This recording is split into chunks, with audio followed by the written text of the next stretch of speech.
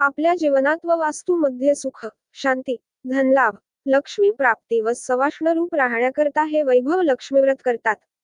उद्गारवाचक चिन्ह. श्री महालक्ष्मी कथा. श्री गणेशाय नम. श्री महालक्ष्मी देखील नम. ओम श्रीं क्लू ओम धन देहिमाम.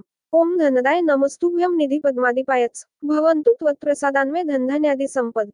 मन लावून कावी, ध्यानात ठेवावी. श्री लक्ष्मी देवीची कहाणी. द्वापार युगाची अधिष्ठात्री, सौराष्ट्र देशाची मोहिनी, श्री महालक्ष्मी देवी. आटपाट नगर होते. नगराचा एक राजा होता. त्याचे नाव होते भद्रश्रवा. तो दयाळू, शूर व प्रजादक्ष होता. देवा, ब्राह्मणांना, साधू संतांना सुखवित होता. आनंद देत होता. राजाच्या राणीचं नाव सुरतचंद्रिका होतं. नाव चांगलं, पण स्वभावात अहंकार. मागील जन्मी ती एका वैश्याची पत्नी होती. तिचं नवऱ्याशी भांडण होई. भांडणानं वैतागली. रागानं घराबाहेर पडली. चालत होती अनवाणी रानातून. तिथं तिला दिसल्या सुवासिनी. त्या करत होत्या लक्ष्मीचं व्रत. ते तिनं पाहिलं. त्यांच्याबरोबर तिनंही व्रत केलं. दुःख विसरली. दारिद्र्य गेलं. परिस्थिती सुधारली. देवीची भक्ती फळाला आली. कालांतराने ती मरण पावली. पुढे तिचा पुनर्जन्म झाला. स्त्रीचाच जन्म पुन्हा मिळाला. पण भाग्य उजळलं. भद्रश्रवा राजाशी तिचा विवाह झाला. ऐश्वर्यात लोळू लागली. गर्वानं ती फुगली. दासींवर रागावली. एकदा काय झालं, देवीच्याही मनात आलं, राणीला आपण भेटावं. मागच्या जन्माची आठवण द्यावी. ओळखते की नाही हे बघावं. राणी राजवड्यात सुखे राहत होती. राजाही कौतुक करी. तिचे लाड पुरवी. त्या दोघांना पुढे 7 पुत्र आणि 1 कन्या झाली. कन्येचं नाव होतं शांबाला. एके दिवशी काय झालं, देवीनं म्हातारीचं रूप घेतलं. फाटक वस्त्र नेसली. माथी मळवट फासला. हाती काठी घेतली. काठी टेकीत टेकीत राणीला भेटायला आली. तिनं आरोळी दिली. अरे, आहे का घरात कोणी? कुणी घास देईल का? दासी बाहेर आली. म्हातारी दारात दिसली. तिनं विचारलं, कोण ग तू? आलीस कुठनं? काय काम काढलं आहे? तुझं नाव काय? गाव कोणतं? तुला हवंय काय? मधून मधून खोकत हळू आवाजात म्हातारी सांगू लागली, माझं नाव कमला. द्वारकेहून आले ग. राणीला भेटायचंय. कुठं आहे ग राणी? दासी म्हणाली, राणीसाहेब महालात आहेत. सख्यांशी गप्पा मारत आहेत. त्यांना सांगितलं तर माझ्यावर रागावतील. तुला ग त्या कशा भेटणार? काय तुझा हा अवतार? तुला पाहून माझ्यावर ओरडतील, दुण बोलतील. त्यांच्या सख्याही तुला हसतील. तू जरा आडोशाला बैस. मैत्रिणी गेल्या म्हणजे मी सांगते त्यांना. म्हातारी रागावली. मनोमन संतापली. तुझी राणी पैशाला भाळली. माणुसकी विसरली. दरिद्री मेली. आज झालीय राणी, पण देवीला विसरली. माझ्यामुळेच ना. मीच तिला व्रत सांगितलं देवीचं. तिनं ते केलं. आता राणी पदावर बसली. देवीला आठवणही राहिली नाही. गर्व झालाय संपत्तीचा. पैशाची धुंदी आली. गोरगरिबांची पर्वा नाही. थोड्या मोठ्यांच्या मुली, त्या झाल्या मैत्रिणी. म्हातारी गरीब अन भिकारीण. तिला कोण विचारतंय? पण याचं फळ तिला भोगावंच लागेल. तेव्हाच तिचे डोळे उघडतील. जाते मी. दासी घाबरली. तिनं म्हातारीला पाणी दिलं. हात जोडून म्हणाली, ते व्रत मला सांगाल, मी ते नेमानं करीन. उतणार नाही. मातणार नाही. घेतला वसा टाकणार नाही. दिलेला शब्द मोडणार नाही. त्या दासीला व्रताचा वसा सांगितला. म्हातारी उठली. काठी टेकीत निघाली. तोच माडीवरून राणीची कन्या शांबाला धावत आली. ती कळवळून म्हणाली, आजी, रागावू नका. चुकली माझी आई. तिच्या वतीनं मी क्षमा मागते. कृपा करा. दिलेला शाप मागे घ्या. पाया पडते तुमच्या. म्हातारीला मुलीची दया आली. म्हातारीनं क्षणभर त्या मुलीकडे पाहिलं आणि तिला लक्ष्मीव्रताचा वसा सांगितला. मुलीचं निरोप घेऊन म्हातारी निघणार, तोच राणी माडीवरून आली. दाराशी येते तर म्हातारी दिसली.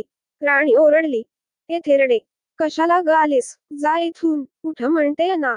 जातेस की नाही? दुसरी घरं नाही दिसली तुला? म्हातारीने संतापाने गरागरा डोळे फिरविले.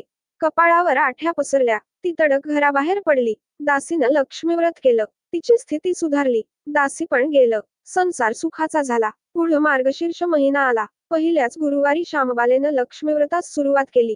सगळे नेमधर्म पाळले. 4 गुरुवारी तिनं लक्ष्मीव्रत केलं. शेवटच्या गुरुवारी यथासांग उद्यापन झालं. सिद्धेश्वर राजाचा पुत्र मालाधर, त्याच्याशी शांबालेचा विवाह झाला. राजवैभवातील शांबालेला राजवैभव मिळालं. हा होता लक्ष्मीव्रताचा प्रभाव. सुखा समाधानानं संसार चालू होता. भद्रश्रवा व सुरतचंद्रिका राणीचे मात्र भाग्य फिरले. शत्रूने राजावर चाल केली. भद्रश्रवाचं राज्य लुबाडलं. सुरतचंद्रिकेचं राणीपद गेलं. भद्रश्रवाला वाईट वाटलं. पूर्वीचे दिवस आठवले. रानावनात फिरून राजा, राणी कष्टाने दिवस काढत होते. भद्रश्रवाला कन्येला भेटावंसं वाटलं. तो एकटाच निघाला. चालून चालून दमला. नदीकाठावर विश्रांतीसाठी थांबला. नदीकडे येताना राणीच्या दासीनं भद्रश्रवाला पाहिलं. घाईघाईनं ती राजवाड्यात गेली. राजाला सांगितलं. मालाधरानं माणसं पाठवली. आणायला रथ पाठवला. सासऱ्यांना घरी आणलं. सन्मानानं नवी वस्त्र व कंठीहार दिला. श्यामबाला वडिलांची काळजी घेत होती. काही दिवसांनी राजाला वाटलं, आता परत जावं. जावयाला तसं त्यानं सांगितलं. मुलीचा निरोप घेतला. जावयानं मोहरा भरलेला हंडा नोकराकडे देऊन राजासोबत पाठवलं. राजा घरी परतला. चंद्रिकेला भेटला. हंडा पाहून ती आनंदली. घाईनं तिनं झाकण काढलं. आत बघते तर काय, तिला कोळसेच दिसले.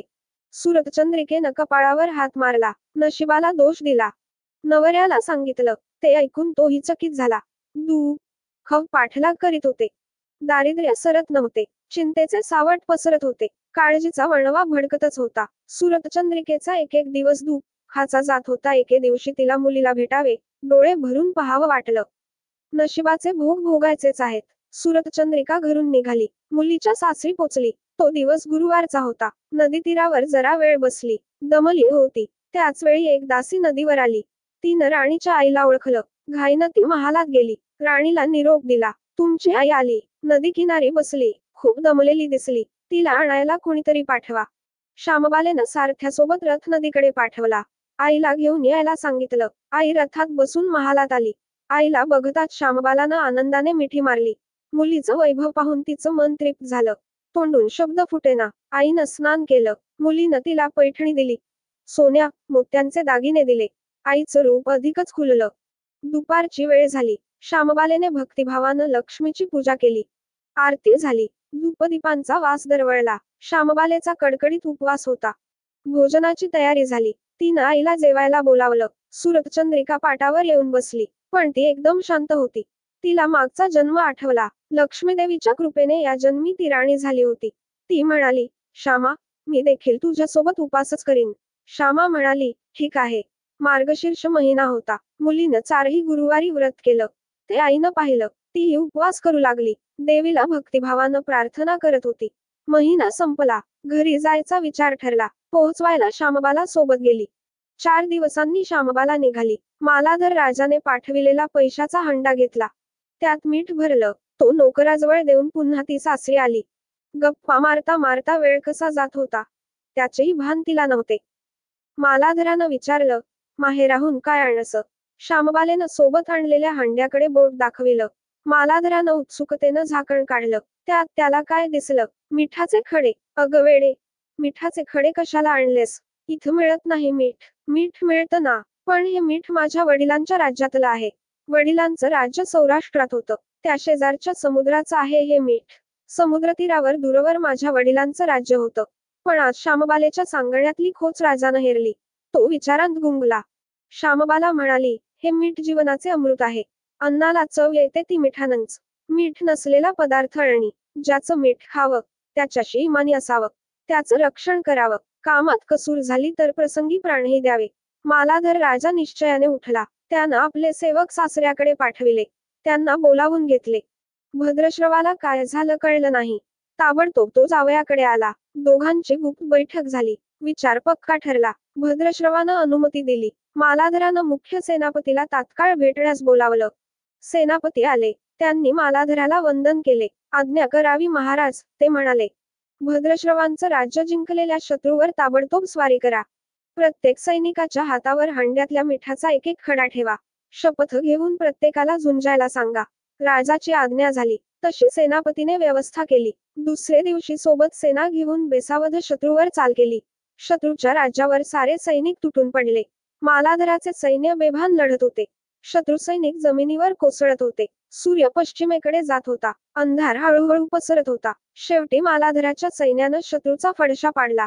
अपूर्व विजय मिळविला. भद्रश्रवाचं राज्य पुन्हा मिळवलं. मालाधराला व श्यामबालेला ही आनंदाची बातमी सेनापतीने ताबडतोब कळविली. सैनिकांनी शत्रुराज्यातील खजिना लुटला. अफाट संपत्ती मिळाली. ती पोत्यात भरून मालाधराकडे आणली. त्यात सोन्याच्या मोहरा, बरीच नाणी होती आणि शस्त्रांचा साठाही होता. मालाधरानं भद्रश्रवास सुरतचंद्रिका राणीस घेऊन यायला सांगितलं. ती आल्यावर घरात आनंदाचं उधाण आलं होतं. तो होता गुरुवार.